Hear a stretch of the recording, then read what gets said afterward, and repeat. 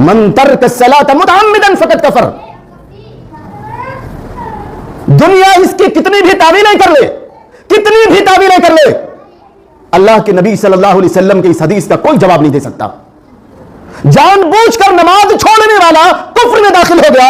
आप ये बतलाइए, असर की नमाज आपने छोड़ रखी है, जोहर की नमाज आपने छोड़ रखी है, आप हालत कुफ्र में है, रोजे का, आपके रोजे का क्या फायदा है?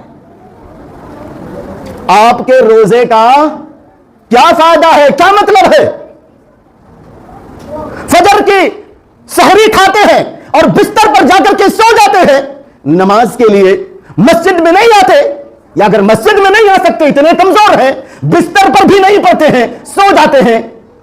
ऐसे सहरी खाने का और रोजा रखने का कोई फायदा नहीं है, याद रखिएगा। तो ये रोजा एक इबादत है। आप